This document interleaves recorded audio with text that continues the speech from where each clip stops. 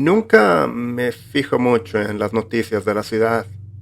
Es una ciudad pequeña de unos pocos miles de habitantes, rodeada de maizales y bosques. Es una extraña mezcla entre lo rural y lo suburbano.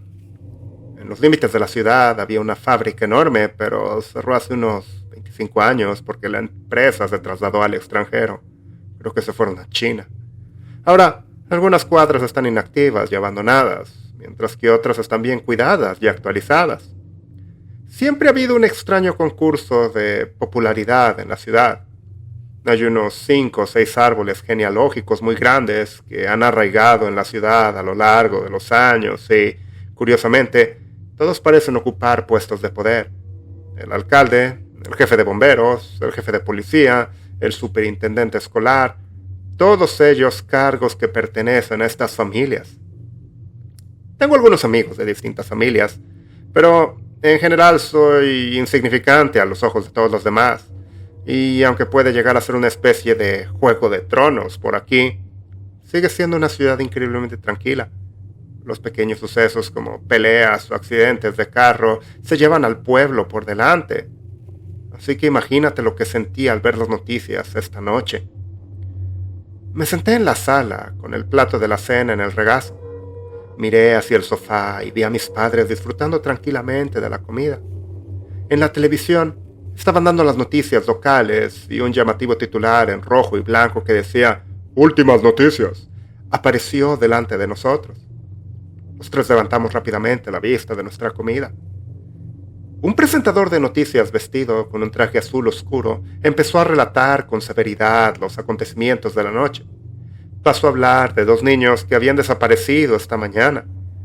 Recuerdo haber oído un rumor sobre algo que había ocurrido con 2 chicos que probablemente habían perdido el autobús escolar o habían decidido pasar el día haciendo sepa Dios qué.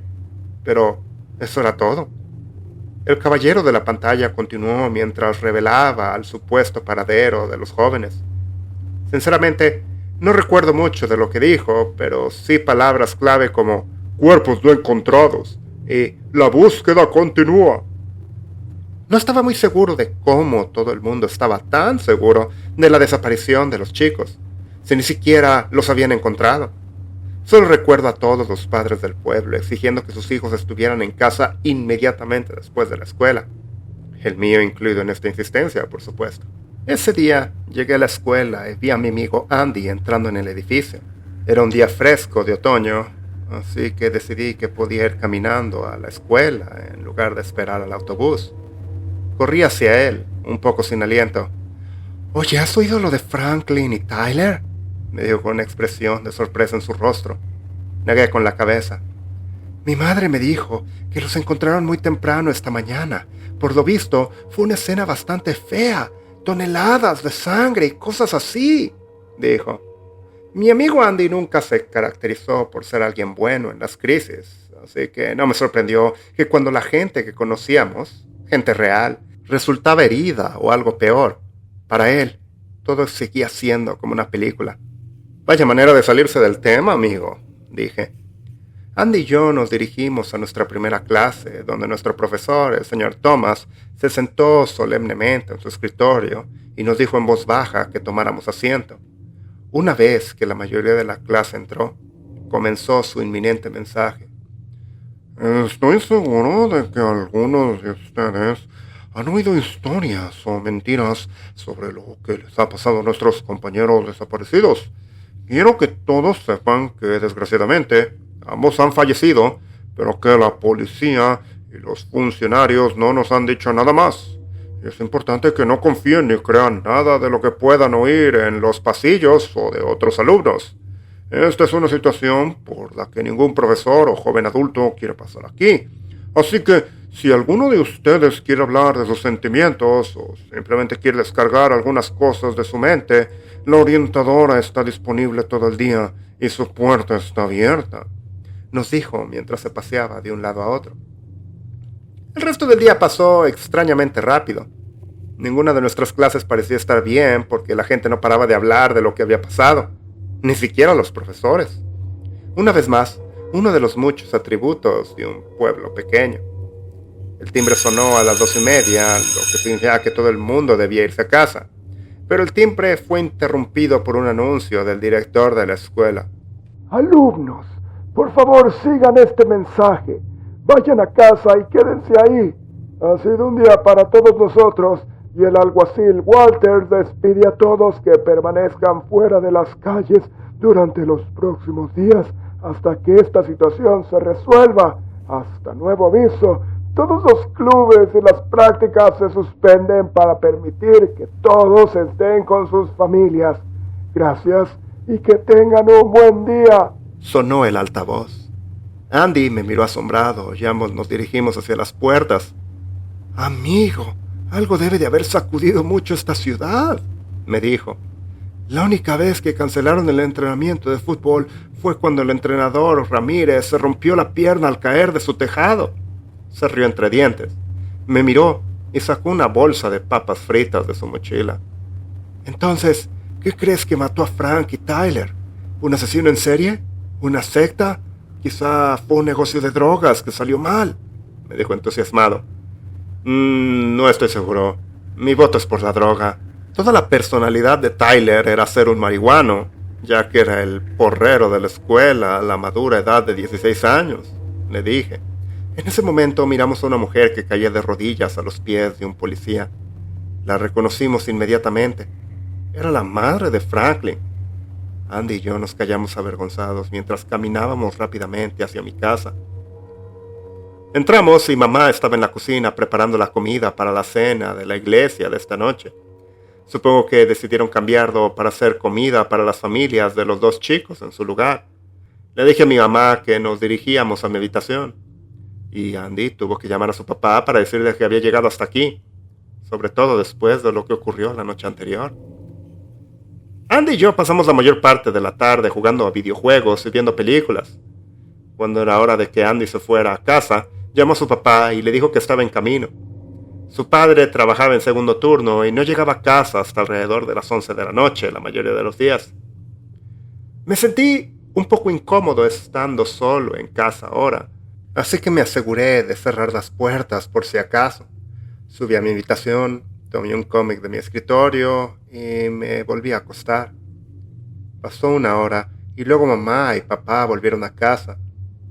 ¿Andy llegó bien a casa?, preguntó mi padre. ¿Seguro que sí?, contesté. Pasó otra hora y recibimos una llamada.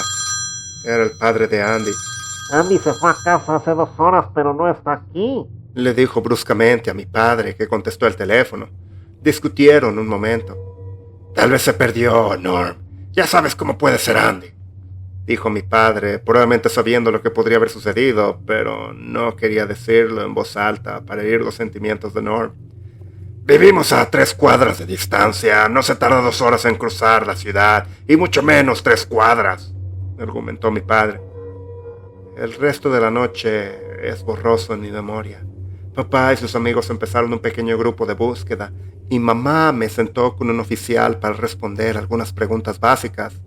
Todo parecía bastante genérico, pero entonces el oficial me hizo una pregunta demasiado específica para ser aleatoria. ¿Te contó alguna vez tu amigo que vio un conejo morado o a un hombre disfrazado de conejo?, me preguntó. Me quedé mirando al policía con cara de confusión y le dije que no lo había hecho. El policía escribió algo y luego nos dio las gracias por nuestro tiempo. Dijo que llamáramos a la comisaría si Andy aparecía esta noche en nuestra casa. Me estremecí ante la idea de que Andy terminara como Franklin y Tyler. Por ahora, la palabra seguramente se había extendido como un incendio forestal. Recibimos una llamada esa noche alrededor de la medianoche de nuestra escuela. Las clases de los días siguientes fueron canceladas y por orden del departamento del alguacil local había un toque de queda obligatorio después de las 5 p.m. para cualquier persona menor de 18 años hasta nuevo aviso. Sentí un hormigueo en la columna vertebral cuando empecé a atar cabos en mi mente. Niños desaparecidos, niños muertos y un hombre conejo. ¿Qué diablos era aquello? ¿Una especie de película de terror de Pascua que salió mal? ¿Por qué el policía me había hecho una pregunta tan específica? Era como si estuviera confirmando que ese conejo era el centro de las desapariciones. Me desperté a la mañana siguiente con mamá limpiándose las lágrimas de la cara. Oh, cariño, ven aquí. Tu padre y yo tenemos que hablar contigo, dijo mi madre débilmente. Mi padre la abrazó y me miró suavemente. Hijo, encontraron a Andy esta mañana. No estamos seguros de lo que le ha pasado, pero ha fallecido, me dijo. Me quedé helado ante esas palabras, pero mentiría si dijera que estaba enormemente conmocionado. Con lo que les había pasado a los dos primeros, en cuanto supe que mi amigo había desaparecido, la esperanza se desvaneció como un fuego sofocado. Me quedé en mi habitación la mayor parte del día, intentando procesar lo que me habían dicho. Hasta ahora todo lo que podía entender era que Franklin y Tyler fueron sorprendidos con la guardia baja porque aparentemente fueron las dos primeras víctimas de este conejo. Andy fue el siguiente porque no se lo tomó en serio y tendió una emboscada perfecta a nuestro orejudo culpable. Aquella noche estaba sentado en la cama dándole vueltas a la idea cuando algo hizo un ruido en el callejón bajo mi ventana.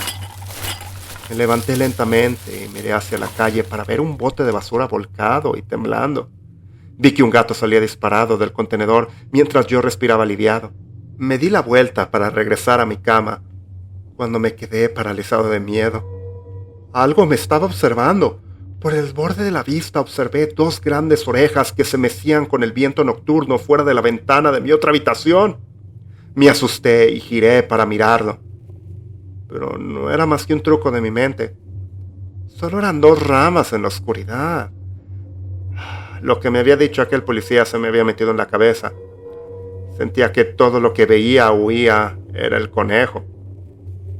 No podía soportar ni siquiera quedarme en mi habitación. Me sentía como un blanco fácil, esperando a que esa cosa viniera por mí.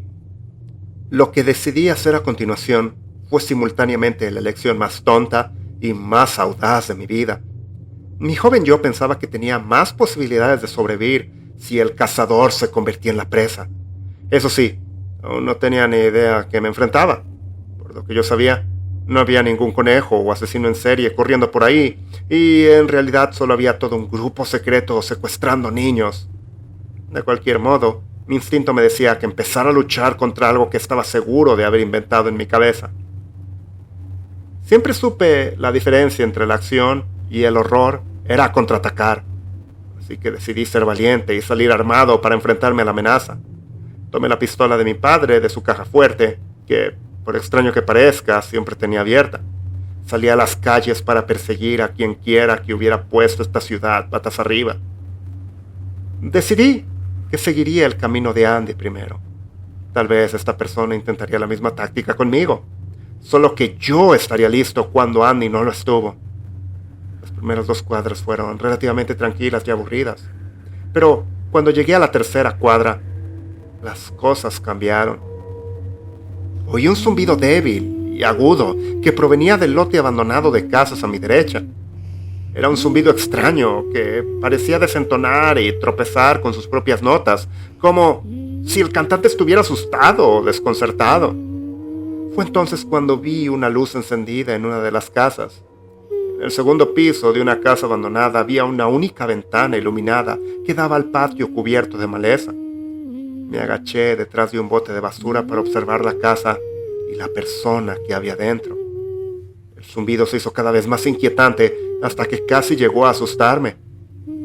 Fue entonces cuando vi una silueta en la ventana. La silueta tenía un torso largo y delgado, con brazos aparentemente aún más largos. La cintura era corta y desgarbada, y la cabeza tenía una extraña forma esférica. Pero el rasgo que me hizo dejar de respirar por unos instantes fueron sus orejas. 2 largas y onduladas orejas de conejo asomaban por la parte superior de la cabeza de la criatura. Jadeé y me tapé la boca rápidamente, pero el ser giró bruscamente para mirar hacia la ventana. El zumbido se convirtió en un silencio sepulcral cuando la luz se apagó rápidamente y la silueta se mezcló con el resto de la oscuridad. De algún modo, debía de haberme oído. Aterrorizado, me levanté y salí corriendo hacia mi casa. Mientras corría entre las casas, oí un sonido que me llevaría a la tumba. Detrás de mí, algo se acercaba rápidamente. Cada golpe que oía era más rápido y más fuerte.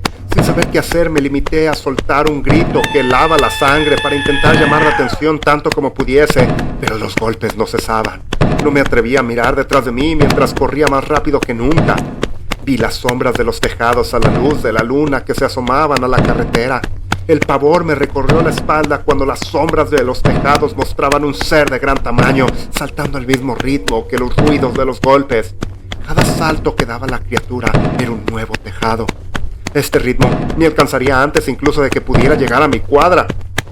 Eso significaba que, al no poder huir, solo me quedaba el instinto de lucha. Haciendo acopio de todos los músculos de mi cuerpo, conteniendo las lágrimas de puro miedo, me convencí a mí mismo que debía moverme. Por instinto, pensé que tal vez no le gustaba el ruido, así que apunté el arma al aire y apreté el gatillo. El disparo resonó por todo el vecindario, pero la criatura no abandonó su curso. Eso significaba que si no se detenía con un disparo de advertencia, la única opción que quedaba era un disparo directo. Giré la cabeza para ver a la criatura acercándose desde el cielo oscuro. Al hacer un extraño movimiento ensambullida, parecía que se acercaba a matar. Fue entonces cuando disparé hacia el oscuro abismo de la noche y recé a Dios para que guiara la bala hacia mi cazador. Todo lo que recuerdo es oír un ruido sordo y un chillido espeluznante, el que hace una rata cuando siente dolor o está herida. Quería saber si le había dado, pero no estaba dispuesto a arriesgarme si ese no era el caso. Me di la vuelta y eché a correr sin parar hasta que llegué a casa y cerré la puerta de un portazo. Mis padres estaban muertos de miedo y yo desvelé los acontecimientos que acababan de suceder. Al día siguiente, la policía investigó la casa en la que informé haber visto a la criatura conejo. Encontraron una cartera que pertenecía a Franklin, un sombrero que pertenecía a Tyler y un cómic que pertenecía a Andy. Todo metido en una cesta manchada de las destartalada casa. Había toallas y papeles sucios enrollados, formando una especie de nido o cama improvisada para la criatura. Las paredes estaban llenas de fotografías ocultas de casi todos los niños del pueblo, yo incluido. La policía obviamente nunca encontró restos ni identificación alguna de esta persona o animal. Solo saben que, hasta el día de hoy, no ha regresado. Al momento de escribir esto, han pasado casi 20 años desde aquellas noches. La mayor parte del pueblo la ha olvidado por completo, pero yo no lo he olvidado. Nunca lo olvidaré. Tal vez lo más desconcertante de todo es que el público no sabía en absoluto que este asesino era un conejo. Solo los pocos elegidos que estaban involucrados lo sabían, ya que la policía quería que este fuese un pueblo de no pasa nada y que todos pretendiesen que esto nunca había ocurrido. Justo cuando pensaba que podía olvidarme de las cosas y seguir adelante, mi hija se me acercó ayer. Me dijo que estaba jugando en el recreo y que su amigo imaginario había salido del bosque para jugar con ella. Me reí y le pregunté por qué tenía amigos imaginarios cuando había tantos amigos de verdad a su alrededor. Sí, papi, pero ninguno de ellos es un conejo.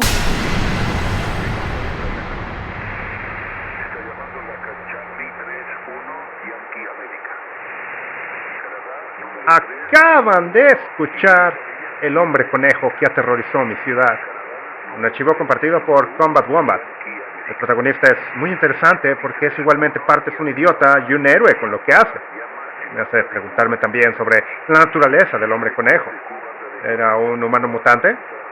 ¿Un monstruo extraño? ¿Un extraterrestre? ¿Y por qué está hablando con niños pequeños después de tantos años? No olviden dar like si les gusta este relato y suscríbanse y habiliten notificaciones para no perderse de ninguna de nuestras historias. Por favor, comenten qué les pareció. Aquí termina esta transmisión de terror. Desde la estación les deseamos unas muy buenas noches.